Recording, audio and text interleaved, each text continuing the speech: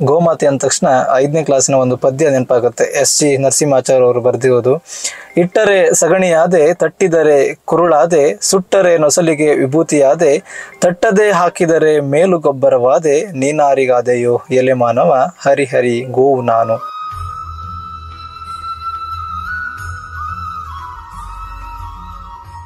Hi hello ಎಲ್ರಿಗೂ ನಮಸ್ಕಾರ. ನಾನು ನವೀನ್ ಶೆಟ್ಟಿ ಅಲ್ತಾರ್. ವೆಲ್ಕಮ್ ಟು ದರ್ಪಣ. ನಾನಿವತ್ತು ಒಂದು ಪುಣ್ಯ ಸ್ಥಳಕ್ಕೆ ಬಂದಿದ್ದೀನಿ ಸ್ನೇಹಿತರೆ. ಇದು ಒಂದು ಪುಣ್ಯ ಭೂಮಿ ಅಂತಾನೆ ಅನ್ಬಹುದು. ಮುಕ್ಕೋಟಿ ದೇವತೆಗಳು ಇರುವಂತಹ ಒಂದು ದೇವಸ್ಥಾನ, ಅಂದರೆ ಗೋಮಾತೆ ಇರುವಂಥ ಒಂದು ಜಾಗ. ಅದು ನೀಲಾವರದ ಗೋಶಾಲೆಗೆ ಇವತ್ತು ಬಂದಿದ್ದೀನಿ. ನೀಲಾವರದ ಗೋಶಾಲೆ ಹೇಗಿದೆ, ಇಲ್ಲಿ ಯಾವ ರೀತಿಯ ವ್ಯವಸ್ಥೆಗಳನ್ನೆಲ್ಲ ಮಾಡ್ಕೊಂಡಿದ್ದಾರೆ ಅನ್ನೋದರ ಬಗ್ಗೆ ನಿಮಗೆ ಸಂಪೂರ್ಣ ಮಾಹಿತಿಯನ್ನು ಕೊಡಲಿಕ್ಕೋಸ್ಕರ ನಾವು ಇವತ್ತು ನೀಲಾವರ ಗೋಶಾಲೆ ಹತ್ರ ಬಂದಿದ್ದೀವಿ. ಸೊ ಬನ್ನಿ.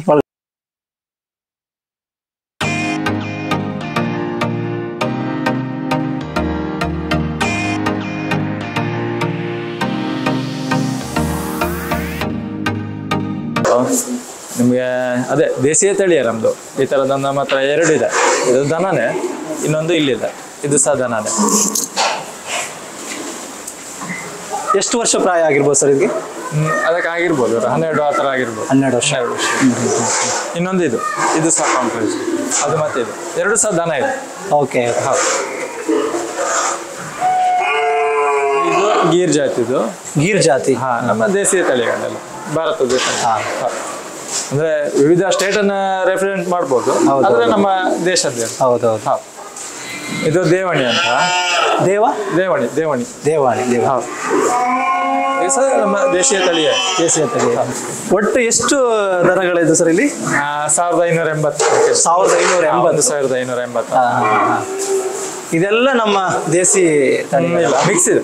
ಈಗ HF ರೇಟ್ ಇದು. Okay okay. ದೇಶೀಯ ತಳಿಯಲ್ಲಿ ಐಡೆಂಟಿಫೈ ಮಾಡ್ಲಿಕ್ಕೆ ಸ್ವಲ್ಪ ಸುಲಭ, ಅಂದ್ರೆ ಸ್ವಲ್ಪ ಭುಜ ಬರ್ತದೆ. ಇದು ಯಾವುದಕ್ಕೆ ಈಗ ಭುಜ ಇಲ್ಲ ನೋಡಿ. ಓಕೆ. ಇಲ್ಲ ಅಂದ್ರೆ ಈ ಪೊಸಿಷನ್ ಅಲ್ಲಿ ಭುಜ ಇರ್ತದೆ ಅಂತ. ಅದರಲ್ಲಿ ಈಗ ಗೀರು ಸಾಯಿವಲ್ ಎಲ್ಲ ಮಿಕ್ಸ್ ಇದೆ. ಆಚೆ ಇರೋದು ಇದೆಲ್ಲ ಸಾಮಾನ್ಯ ಬಿಟ್ಟೋದ್ದು ಮನೆಯಲ್ಲ. ಇದನ್ನು ಬಿಟ್ಟೋದ್ದು.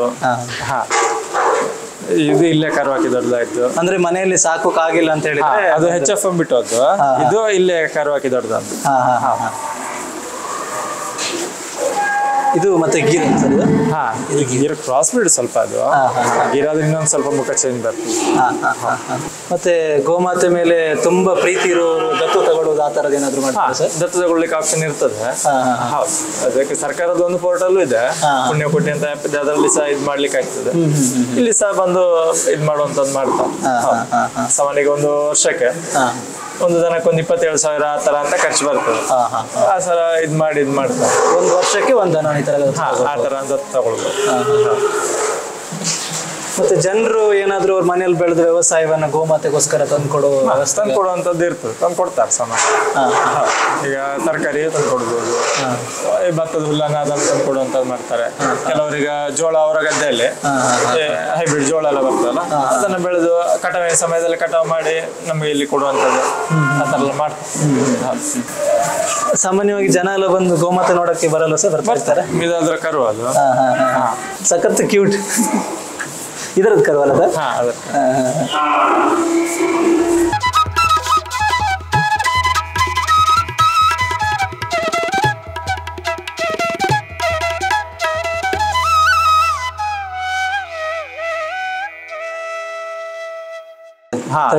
ಪುಂಗನೂರು ಆಂಧ್ರದ ತಳಿ. ಆಂಧ್ರ ಪ್ರದೇಶದಲ್ಲಿ ನಮ್ಮ ಈ ತಿರುಪತಿ ದೇವಸ್ಥಾನದಲ್ಲೆಲ್ಲ ಅಭಿಷೇಕಕ್ಕೆಲ್ಲ ಇದರ ಅಲ್ಲಿನ ಯೂಸ್ ಮಾಡೋದು. ಇದು ಈ ತರದ ತಳಿಗಳು ಎಷ್ಟಿದೆ? 3 ಇದೆ ನಮ್ಮ. 3 ಇದೆ. ಹೌದು. ಇನ್ನೊಂದು ಕೆಂಪು ಬಣ್ಣದ್ದಿದೆ ಕೆಳಗಡೆ. ಈ ಕಸಾಯಿಖಾನೆಗೆ ಹೋದಾಗಲ್ಲ ಕಾಲು ನೋವು ಅದು ಇದೆಲ್ಲ ಆಗಲ್ವಾ? ಇಲ್ಲ ಟ್ರೀಟ್ಮೆಂಟ್ ಎಲ್ಲ? ಟ್ರೀಟ್ಮೆಂಟ್ ನಮ್ಮದೇ. ನಮ್ಮ ಹತ್ರ ಪರ್ಮನೆಂಟ್ ಸ್ಟಾಫ್ ಇದ್ದಾರೆ, ಪ್ಯಾರಾವೆಟನರಿ. ಹಾಗೆ ವೆಟರ್ನರಿ ಹಾಸ್ಪಿಟ್ಲಿಂದನೂ ಟ್ರೀಟ್ಮೆಂಟ್ ಕೊಡೋ ಅಲ್ಲಿ ಬರುವಂಥದ್ದು ಇಲ್ಲಿ ಟ್ರೀಟ್ಮೆಂಟ್ ಮಾಡುವಂಥದ್ದು ಮಾಡ್ತಾರೆ. ಹಾಗೇನೇ ಇದ್ರೆ ಬೇರೆ ನಮಗೀಗ ಉಡುಪಿ ಬೇಲೂರು ಹಾಸ್ಪಿಟ್ಲಿಂದನೂ ಸಿಗ್ತದೆ, ಜಿಲ್ಲಾ ಹಾಸ್ಪಿಟ್ಲ್. ಟ್ರೀಟ್ಮೆಂಟ್ ಮಾಡುವಂಥದ್ದೆಲ್ಲ ಮಾಡ್ತಾರೆ. ಹೌದು ಸಮಸ್ಯೆ. ಈಗ 1962 ಫೋನ್ ಮಾಡಿ ಸಹ ಕರ್ಸ್ಕೊಡ್ತೀವಿ. ಸಾಮಾನ್ಯ ಈಗ ಮನೆ ಒಳಗೆಲ್ಲ ಸಾಕುವಂಥದ್ದೆಲ್ಲ ಮಾಡ್ತಿದ್ದಾರೆ. ಈಗ ಈ ಸಣ್ಣ ಕರುಗಳು ಮನೆ ಒಳಗೆ ಸಾಕ್ತಾರಲ್ಲ, ಇದಕ್ಕೆ ಇದೆ ನಿಮ್ಗೆ ಪರ್ಚೇಸ್ ಮಾಡೋದಾದ್ರೆ 5 ರಿಂದ 6 ಲಕ್ಷ ಆ ಥರ ಅಂತ ಇದೆ ಒಂದು ದನ ಮತ್ತೆ ಕರುಗೆ. ಹಾಲಿನ ಕೊಬ್ಬಿನ ಅಂಶ ಜಾಸ್ತಿ ಇರ್ತದೆ. ಹಾಲು ಹೆಚ್ಚು ಕೊಡೋದಿಲ್ಲ, ಮ್ಯಾಕ್ಸಿಮಮ್ ಒಂದು 2 ಗ್ಲಾಸ್ ಕೊಡ್ಬೋದು. ಅಷ್ಟು ಅಂದ್ರೆ ಒಂದು 1 ಲೀಟರ್, ಅದಕ್ಕಿಂತ ಹೆಚ್ಚು ಕೊಡೋದು. ಇದು ಕೂಡ ಇದೆಲ್ಲ ರೆಸ್ಕ್ಯೂ ಮಾಡಿದ್ದೆ. ಅವ್ರನ್ನ ರಾತ್ರಿ ಅಲ್ಲೇ ಬಿಟ್ಬಿಡುದು ಸರ್, ಹೇಗೆ? ಇದು ಫೆನ್ಸಿಂಗ್ ಇದೆ ಟೋಟಲ್, ಪೂರ್ತಿ ಫೆನ್ಸಿಂಗ್ ಇದೆ ಇದಕ್ಕೆ. ಇಲ್ಲೇ ಇರ್ತಾರೆ. ದನನು ಸೇರ್ಬಿಟ್ಟು ಏನ್ ಮಾಡಲ್ಲ, ಕುತ್ಕೊಳ್ಳಲ್ಲ ಆತರ ಇಲ್ಲ. ಅವ್ರಿಗೆ ಸುಮ್ನೆ ಇವರೊಟ್ಟಿಗೆ ಹೋದಷ್ಟೇ ಅದು. ಅವ್ರು ಇಲ್ಲಿ ಒಳಗಡೆ ಇರ್ತಾರೆ, ಅವ್ರಿಗೆ ಅಲ್ಲಿ ಫೀಡ್ ಆಗ್ತಾರೆ ಅಂತ ಗೊತ್ತಾಯ್ತಾ. ಇಲ್ಲಿ ಆಯ್ತು ಅವ್ರು ತಿಂದ. ಸರ್ ತುಂಬಾ ಅಗ್ರೆಸಿವ್ ಇದು. ಹೊರಗಿನವ್ರಿಗೆ ಮಾತ್ರ, ಮಾಮೂಲಿ ಬರೋರಿಗೆ ಏನ್ ಸಮಸ್ಯೆ ಇಲ್ಲ. ಅದು ಎಲ್ಲ ಈ ಕಡೆನೇ ನೋಡ್ತಾರೆ. ಸ್ವಲ್ಪ ಅವ್ರ ಅಲರ್ಟ್ನೆಟ್ ಜಾಸ್ತಿ ಇರ್ತದೆ, ಕೇರಿಂಗ್ ಎಲ್ಲ ಬೇರೆ. ಈಗ ದನಕ್ಕೂ ಆಗಿರ್ತದೆ, ಇವ್ರದ್ದಾದ್ರೂ ಬಾಡಿ ವೆಯ್ಟಿಗೆ ಸ್ವಲ್ಪ ಜಾಸ್ತಿ ಅಗ್ರೆಸಿವ್ ಇರ್ತಾರೆ. ಬಲ್ ತುಂಬಾ ಇದೆ. ಇಲ್ಲೇ ಫೀಡಿಂಗ್ ಹಾಕುವಾಗ ಏನಾದ್ರು ಪ್ರಾಬ್ಲಮ್ ಆಗುತ್ತೆ ಸರ್? ಅಲ್ಲೇ ಹೋಗಿ ನಮ್ಮವರಿಗೆ ಅಭ್ಯಾಸ ಇರುತ್ತೆ, ರೂಢಿ. ಬೇಸಿಗೆಗಾಲದಲ್ಲಿ ಸ್ವಲ್ಪ ನೀರು ಅಲ್ಲೇ ಕೆಸರಲ್ಲಿ ಇರ್ಬೇಕು ಅವರು. ಕೆಸರು ಸ್ವಲ್ಪ ಇಷ್ಟ ಪಡ್ತಾರೆ, ಹಾಗಾಗಿ ಅಲ್ಲಿ ಸ್ವಲ್ಪ ಟ್ಯಾಂಕ್ ಎಲ್ಲ ಮಾಡಿ ಹೌದು ಅಲ್ಲಿ ಬಿಡುವಂತದೆಲ್ಲ ಮಾಡ್ತಾರೆ. ಈ ಗೋಶಾಲೆ ಎಷ್ಟು ವರ್ಷ ಆಗಿರ್ಬೋದು ಸರ್ ಅಂದಾಜು? 2004 ರಾಮನವಮಿಗೆ ಪ್ರಾರಂಭ ಆದ್ದು ಅಂತ ಇರುವಂತದ್ದು. ಆದ್ರೆ ಅದಕ್ಕಿಂತ ಮೊದಲು ಸಹ ಜಾನುವಾರು ಸಾಕುವಂತದ್ದು ಆ ತರ ಎಲ್ಲ ಮಾಡ್ತಾ ಇದ್ದೆ. 2004 2024 ಅಂದ್ರೆ ಹೆಚ್ಚು ಕಡಿಮೆ ಒಂದು ನವಮಿಗೆ ಹೆಚ್ಚು 20 ವರ್ಷ. ಆರಂಭದಲ್ಲಿ ಸ್ವಲ್ಪ ಕಡಿಮೆ ಗೋವುಗಳೇ ಸ್ಟಾರ್ಟಿಂಗ್ ಸ್ಟೇಜ್ ಅಲ್ಲ. ಈಗ ಅದು 480 1500. ಈಗ ನಂಗೊಂದು ಬಹಳ ಕ್ಯೂರಿಯಾಸಿಟಿ ಸರ್, ಬಿಟ್ಟು ಹೋದವರು ಮತ್ತೆ ನೋಡಕ್ಕೆ ಏನಾದ್ರು ಬರ್ತಾರೆ? ಕೆಲವೊಬ್ರು ಬರ್ತಾರೆ. ಇದು ನನಗೆ ಪಾರ್ಟಿ ಮೆನ್ಷನ್ ಮಾಡ್ಲಿಕ್ಕೆ ಆಗುದಿಲ್ಲ. ರೀಸೆಂಟ್ ನೋಡ್ಲಿಕ್ಕೆ ಬಂದಿದ್ರು, ಅವರು ಮಹಾರಾಷ್ಟ್ರದಲ್ಲಿ ಇರುವಂತದ್ದು. ನೋಡ್ಲಿಕ್ಕೆ ಬಂದಿದ್ರು. ಅಲ್ಲಿ ಧರ್ಮಸ್ಥಳದವರು ಒಂದು 4 ಜನ ಬಿಟ್ಟಿದ್ದಾರೆ. ಅವರು ಸಹ ಬರ್ತಾರೆ, ಇಲ್ಲ ಅಂದ್ರೆ ಫೋನ್ ಮಾಡಿ ವಿಚಾರಿಸುವಂತದ್ದು ಮಾಡ್ತಾರೆ. ಕಾಳಜಿ ಇದೆ ಜನರಿಗೆ, ಮಾಡ್ತಾರೆ. ಅಲ್ಲ ಆತರ ಮಾಡಿದಾಗ ನಮ್ಗೆ ಅವರ ಐಡೆಂಟಿಫಿಕೇಶನ್ ಗೊತ್ತಿರ್ತದೆ ಅಂತ ನಮ್ಗೂ ಒಂದು ಗೊತ್ತಿರುತ್ತೆ. ಹೌದು. ಅದರಲ್ಲಿ ಆಚೆ ಲಾಸ್ಟಿಗೆ ಇರೋದು ಅದು ಓಂಗಲ್, ಇದು ಗೀರು. ಬಹಳ ಎತ್ತರದ ಇದು ಗೀರ್ ಅಲ್ಲ ಸರ್? ಇದು ಇದು ಗೀರು. ಇದು ಪ್ಯೂ, ಅದೊಂದು ಸ್ವಲ್ಪ ಪ್ಯೂರ್ ಉಂಟು. ರೆಡ್ ಉಂಟಲ್ಲ? ರೆಡ್ ಉಂಟಲ್ಲ? ರೆಡ್, ಇದು ವೈಟ್. ಇದು ಓಂಗಲ್. ಇಲ್ಲಿದೆ ಅಲ್ಲ ಓಂಗಲ್. ಅದು ಇದು ಗೀರು. ಏನ್ ಸರ್ ಇದು ಕುದುರೆ ಹೆಸರು? ಕೃಷ್ಣ. ಎಷ್ಟು ಪ್ರಾಯ ಆಗಿದೆ ಸರ್? ಈಗ ಒಂದು 7 ವರ್ಷ. 7 ವರ್ಷ. ಒಬ್ರಿಗೆ ಬೇಜಾರಾಗಲ್ವಾ? ಜೋಡಿ ಇದ್ಲು ಅವಳದು, ರೀಸೆಂಟ್ಲಿ ಡೆತ್ ಅಲ್ಲ. ಇನ್ನು ವಾಕ್ ಹೊರಗಡೆ ಎಲ್ಲಾದ್ರೂ ಕರ್ಕೊಂಡು ಬಿಡ್ತಾರೆ, ರೈಡ್ ಸಹ ಮಾಡ್ತಾರೆ. ರೈಡ್ ಸಹ ಮಾಡ್ತಾರೆ. ಸ್ವಾಮೀಜಿ ಅವರೆಲ್ಲ ಬಂದಾಗ ರೈಡ್ ಮಾಡುವಂತದ್ದೆಲ್ಲ ಮಾಡ್ತಾರೆ. ಇಲ್ಲಿ ಕರುಗಳು ಜಾಸ್ತಿ ಇದಾವೆ ಅಂದ್ರೆ ಕರುಗಳನ್ನ ಇಲ್ಲೇ. ಹೌದು, ಕರು ಅಂದ್ರೆ ಸಾಮಾನ್ಯ ಬೇಸಿಗೆಗಾಲದಲ್ಲಿ ಅಲ್ಲಿ ಅದ್ರೊಳಗೆ ಬಿಡ್ತೇವೆ ಕಾಡಲ್ಲಿ. ಅಂದ್ರೆ ದನ ಮತ್ತೆ ಕರುವನ್ನು ಮಾತ್ರ ಬಿಡ್ತೇವೆ. ಹೌದು, ಹಾಗಾಗಿ ಅವರಿಗೆ ಇಲ್ಲೇ ಸೆಟ್ ಆಗಿ ಬಿಡ್ತಾರೆ. ಇದು ಹಾಲು ಕೊಡುವವರು ಮತ್ತೆ ಇವ್ರನ್ನ ಸಪರೇಟ್ ಇಡ್ತೀರಾ ಸರ್? ಬಿಟ್ಬಿಡ್ತೇವೆ.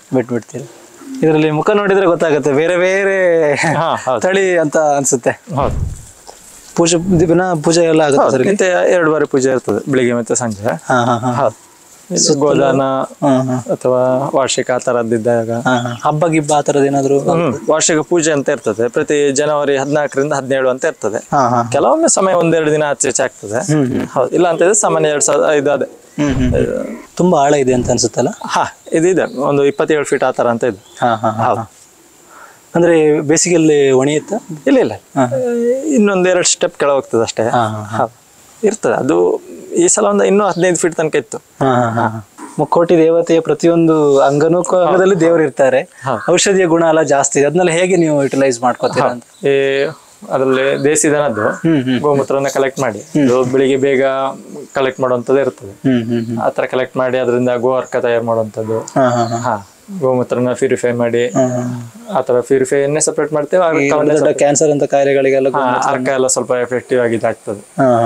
ಅದನ್ನ ಅದರ ಹವೆ ಅಂತ ತೆಗೆದು ಬಾಯ್ಲ್ ಮಾಡಿದ ನಂತರ ಆತರ ಎಲ್ಲ ಅಂತ ಸ್ಟೋರೇಜ್ ಎಲ್ಲ ಇಲ್ಲಿ ಮ್ಯಾನುಫ್ಯಾಕ್ಚರಿಂಗ್ ಎಲ್ಲ ಆಗ್ತದೆ. ಅಲ್ಲಿಂದ ಮತ್ತೆ ಡಿಸ್ಟ್ರಿಬ್ಯೂಟ್ ಆಗುವಂತದ್ದು ಮಾಡ್ತೇವೆ. ಸ್ಟೋರೇಜ್ ಅಂದ್ರೆ ತೀರ ನಾವು ಸ್ಟಾಕ್ ಇಟ್ಕೊಳ್ಳೋದಿಲ್ಲ, ಡಿಸ್ಟ್ರಿಬ್ಯೂಟ್ ಮಾಡ್ತೇವೆ. ಮಠದಲ್ಲಿ ಬ್ರಾಂಚ್ ಎಲ್ಲ ಇದೆ, ಅಲ್ಲಿ ಎಲ್ಲ ಸೇಲ್ ಆಗುವಂತದ್ದು. ಕೆಲವೊಂದ್ ಕಡೆ ಎಲ್ಲ ಈಗ ಗೋಶಾಲೆಯಲ್ಲಿ ಮಾತ್ರ ದನ ನೋಡುದು ಅಂತ ಆಗಿದೆ. ಹಾಗಾಗಿ ಹೌದು, ಈಗ ಬಹಳ ಕಡಿಮೆ ಮನೆಯಲ್ಲಿ ದನ ಸಾಕೋದೆಲ್ಲ ಬಹಳ ಕಡಿಮೆ. ಮನೆಯಲ್ಲಿ ಇರೋದೇ ಒಬ್ರೊಬ್ರು. ಅದ್ರಲ್ಲಿ ಈಗ ಅದೇ ನೀವು ಹೇಳಿದಾಗೆ ಗೋಶಾಲೆಯಲ್ಲೇ ದನ ಬಂದು ನೋಡುವಂತ ಪರಿಸ್ಥಿತಿ ಬಂದಿದೆ. ಎಲ್ಲ ಬಿಟ್ಟಿದ್ದು ಸರ್ ಮೀನು ಆಮೇಲೆ ತಂದು? ಹಾ, ಬಿಟ್ಟಿದ್ದು ನಮ್ಗೆ ಇಲ್ಲಿ ಸಹ ಗದ್ದೆಲೆಲ್ಲ ಸಿಗ್ತದೆ ಕೆಲವೊಮ್ಮೆ. ನಾವೀಗ ಹುಲ್ಲೆಲ್ಲ ನೀರಿನ ಇದು ಏನಾದ್ರು ಅಭಾವ ಬಂದ್ರೆ ಅಕ್ಕಪಕ್ಕ ಹೊಳೆ ಹೊಳೆ ಇದೆ. ಹೊಳೆಯಿಂದ ಸಹ ನಮ್ಗೆ ಅಲ್ಲಿಂದ ಮೋಟರ್ ಸಪ್ಲೈ ಎಲ್ಲ ಇದೆ. ನಮ್ಮದೇ ಅಲ್ಲಿ ಮೋಟರ್ ಒಂದು ಫಿಟ್ ಮಾಡಿದ್ರು. ಅದು ಅವಶ್ಯಕತೆ ಬೀಳಲಿಲ್ಲ, ಬಿದ್ದಾಗ ಅದನ್ನ ಬಳಸ್ಕೊಳ್ಬಹುದು. ಆಪ್ಷನ್ ಇದೆ ಅಂತ. ಅದಕ್ಕೆ ಬೇಕಾದ ಮೋಟರ್ ಪೈಪ್ ಲೈನ್ ಎಲ್ಲ ಇದೆ. ಬಳಸುವುದಿಲ್ಲ, ಬೇಕಾದಾಗ ಅದನ್ನ ಬಳಕೆ ಮಾಡ್ಲಿಕ್ಕೆ ಆಪ್ಷನ್ ಇದೆ.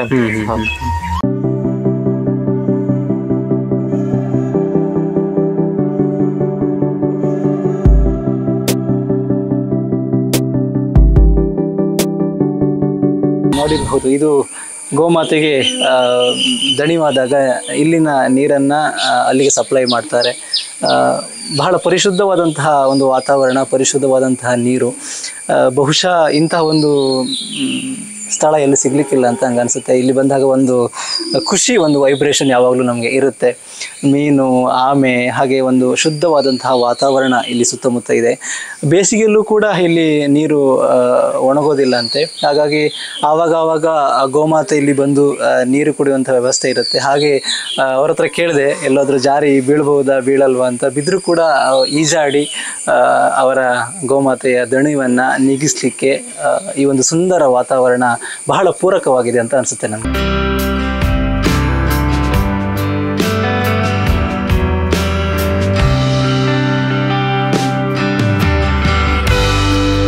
ನೋಡಬಹುದು 1800 ದನ ಕರುಗಳು ಇರುವಂತಹ ಒಂದು ಪುಣ್ಯ ಸ್ಥಳ, ವಿಶ್ವಪ್ರಸನ್ನ ತೀರ್ಥರಿಂದ ನಡೆಸಲ್ಪಡುವಂತಹ ಗೋಶಾಲೆಯಲ್ಲಿ.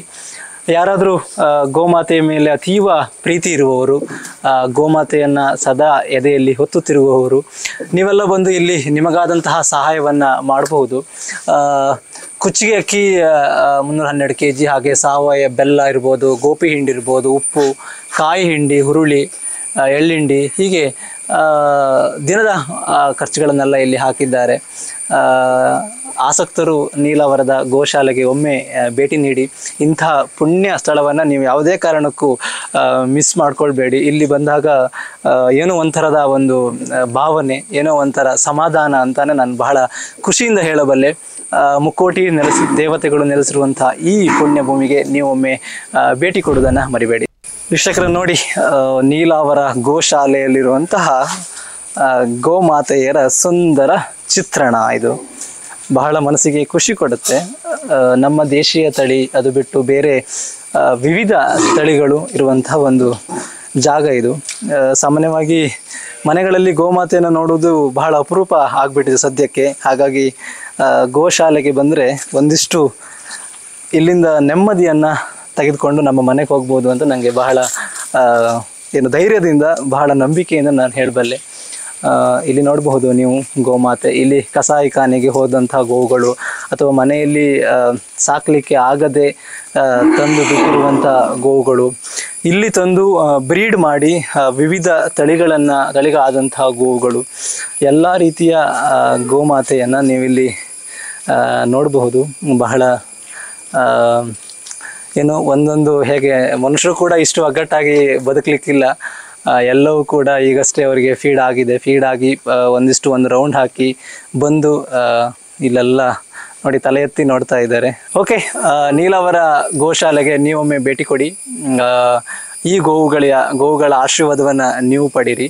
ಆ್ಯಂಡ್ ನೀವು ಮತ್ತು ನಿಮ್ಮ ಸ್ನೇಹಿತರಿಗೆ ಈ ಗೋಶಾಲೆ ಬಗ್ಗೆ ಹೇಳಿ. ನಾವೆಷ್ಟು ಅರ್ಹರು ಈ ಭೂಮಿ ಮೇಲೆ ಬದುಕಲಿಕ್ಕೆ, ಗೋಮಾತೆ ಹಾಗೆ ಅನೇಕ ಸಕಲ ಜೀವರಾಶಿಗಳು ಅಷ್ಟೇ ಅರ್ಹರು. ಅಂತಹ ಗೋಮಾತೆಗೆ, ಸಕಲ ಜೀವರಾಶಿಗಳಿಗೆ ಬದುಕಲಿಕ್ಕೆ ಮನುಷ್ಯರಾಗಿ ನಾವು ಪೂರಕವಾಗಿ ಕೆಲಸ ಮಾಡೋಣ. ಶುಭವಾಗಲಿ.